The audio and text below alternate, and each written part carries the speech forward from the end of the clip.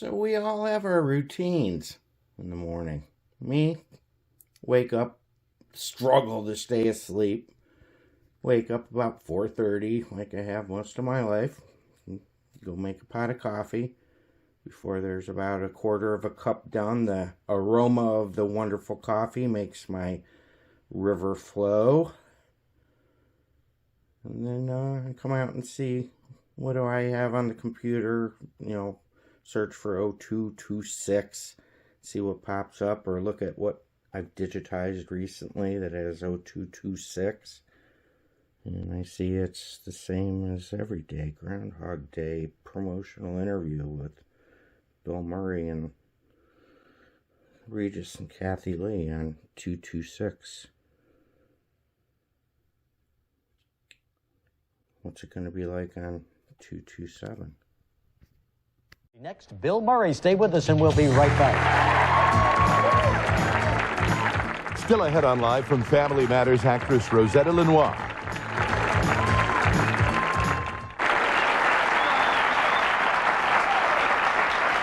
All right, Bill Murray, the hottest guy in the movies right now. Groundhog Day off to a terrific start, #1 at the box office. And here comes another Bill Murray, this one with Robert De Niro as well.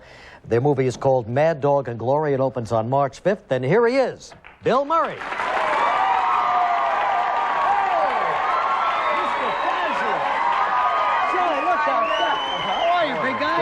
You know, Joy. Well, don't forget all that for me. Nice to meet you. How are you? How you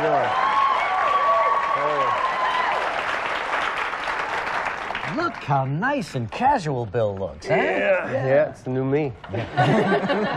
Casual.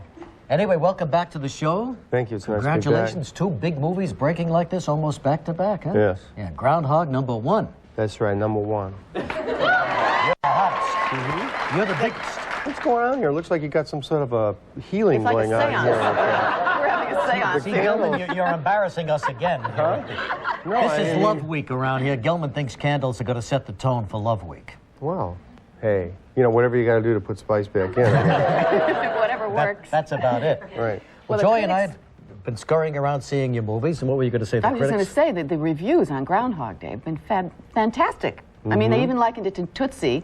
And I forgot you were also in Tootsie too, weren't you, Bill? That's terrific. right. It was. But let me I ask you worked something. very hard on the reviews this year. Did you? Yeah. Did a good job.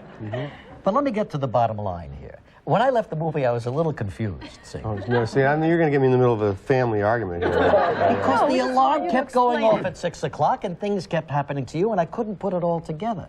But I guess you were learning to be a good guy because your character wasn't that much of a nice guy. But Bill, it was not a dream. Wasn't it a was dream, Bill? You would not call it a dream. Bill, tell me it was a all I dream. ever wanted is to get between you two.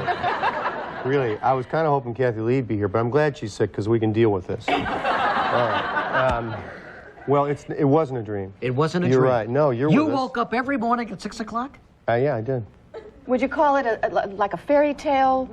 Well, you could call it something like that, yeah. Could you call it, would you call it a supernatural occurrence?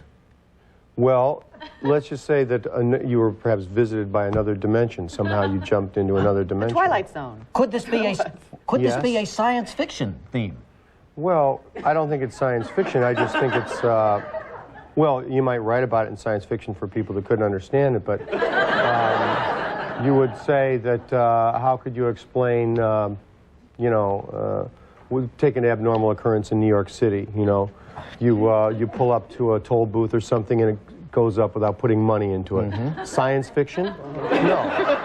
No, it's A rare occurrence. It's just a screw up by somebody in the Port Authority.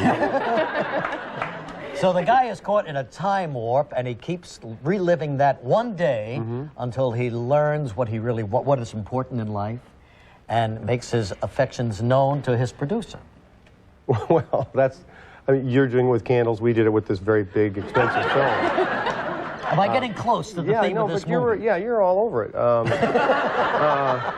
But you know what? In the You even production put mirrors on the ceiling for love. My word. Well, it's like that. If you had an opportunity to the fellow Danny Rubin wrote this story, and if you had a day to do over again, how would you operate? And most people's first impulse would be, okay, let's have some fun, you know. But after a while, you realize that you don't end up with anything after all that fun, and you try to do something different that feels differently, and makes you different, and changes somehow and affects people around you. See that, Joy? So you Fun became is not that important. That's right. You want to become a better human being every time you have a chance to relive that day. If you get shocked enough, I mean, if you get to see what happens, you know, it's an ideal situation being stuck in one day. But we all get stuck in a rut, you know, in a one way, living a certain kind of days, weeks, months go by, and so it's not. It's really just an allegory for what our lives end up being. Allegory. Listen to you. Yeah. Listen to you, Yeah, Bill well, Murray. it came with the suit, Regis. It's 80% allegory. All right, now listen, in the beginning of the movie, he is a caustic weatherman. You know how they are on television. Cynical, unhappy about his assignment, going to Puxatawny, 90 miles outside of Pittsburgh, incidentally works in Pittsburgh, and covering this Groundhog Day again, you know? Resentfully. Exactly, and as the movie progresses, he begins to become more interested in his producer, as I am with Gelman, and before you know it, there is a romance developing here. So in this particular clip, you're with Andy McDowell, and you're talking about what kind of a romantic partner they would like. Do you remember the scene? Yes. Yes, I do. I haven't seen the movie, but I hear it's very good. You haven't seen the movie? Tell me the truth. Tell you the truth. Why? Well, I'm not that organized, and it's... Gee, it's in all the theaters. I know, it's around. It's playing at a theater near me. Yes. But, I haven't. I'm going to go this weekend. It's one of Bill Murray's finest moments. The critics have fallen down in love with it. I know. I wrote that review, and I meant every word of it. All right, well, take a look at this scene then for the first time. Here's Bill and Andy in Groundhog Day. That's pretty good. Some funny dialogue. Yeah, it's a funny movie. All right. Murray, you are the hottest. Now, look, here we are, the new New Yorker, you know. It's getting better every week under Tina Brown. And here is a little caricature. What do you think of that? When we come back, we're going to talk about this and Mad Dog and Glory, too, in just a moment. Monday on Live, author talk show host Rush Limbaugh.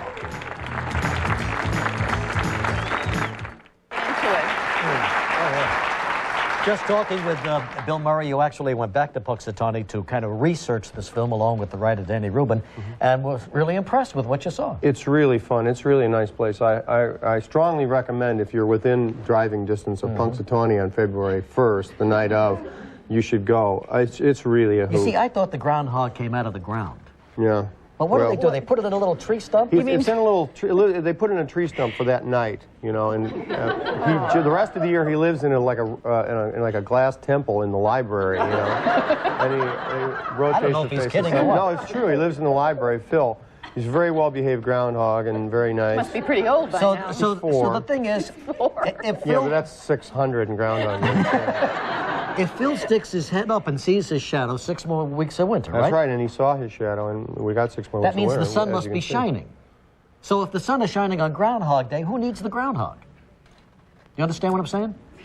You see what I mean, Bill? It's very difficult to... Wait a minute. For the groundhog to see its shadow, the sun's got to be shining. That's the Right. whole premise. If it's cloudy and he's not going to see his shadow. So why get involved with Phil? Who needs Phil? He's got a point God, there. you hate to cut him out because he's been such a big part of the whole event. All right, we'll let him stay. But he's in the library right now when he's resting. All right, let's talk. Wait a minute. We got a lot to cover here. We got the second big Bill Murray film coming out next Friday with Robert De Niro as your co-star, Mad Dog and Glory. Have you seen this movie, Bill? No. But I hear it's very, very good.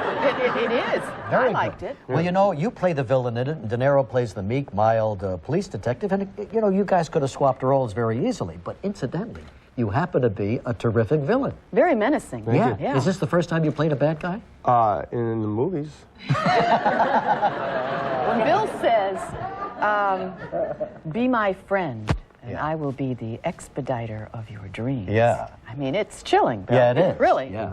At first, you want to break out in laughter. You think he's doing a bit from Saturday Night Live, but then you It's really a juicy get into role. It really is. It really is a All great part. Now, here we Richard go. Price wrote it. Robert De Niro, the detective, walks into a convenience store early in the morning to pick up some Twinkies for a friend, and this is what happens. Mad Dog and Glory. What's up? Now, that's funny, but you're not always funny in this. You can be No. very... No. No, it's the bad guy part. He's a bad guy. So you're the hottest guy in the business right now. You're the biggest. Yep. What are we going to do with you? I don't know. I don't know what What's to do with next me for now. you? 2 big movies, Saturday Night Live. You went back, visited the old gang. Well, I'm probably due for a big fall, I guess. You know, I'm probably about to get my comeuppance. I don't know. I think I want to just go to some Broadway shows and become like a, you know, once you got yourself looking like a groundhog in the New York, you know, I'm pretty happy with this. Are you happy with it, or is it going to be a lawsuit? Tell me the truth. No, I think it's funny looking. Okay. I don't know what to do. You have any good ideas? What's next? Maybe Broadway stage. That's right? it. Yeah, I think there is going to be a new kind of theater. You know, I'm interested in the theater. All right. I mean, my roots are in the legitimate stage. That's right. We both grew up in the same city. And Yeah, both from Chicago. too. City Really? of the big shoulders, hog butcher of the world. Just let him go. Just thought I'd throw that out. It's true. It's true. Where are you from in Chicago? South Side. South side. Well, I'm from the north side. Which was the suburbs. better side? Well, the I guess. south side was the better side. Wasn't there a song about the South Side of Chicago? Yeah. Yeah, it went boop, be-doo, south side, boop, be-doo. It's that old Saturday Night Live training. South See? Side. Do anything. Okay, Bill, we're going to say goodbye now. All right. Yes, Mad Dog and Glory and Groundhog Day. Thanks, Bill. Thanks a million. Take care. We'll be right back with our sexy fashion show in a moment. Tuesday on Live, Dolly Parton. Thanks for watching Cleveland Live Music. If you like what you see, hit the subscribe button. There's Patreon and GoFundMe information as well.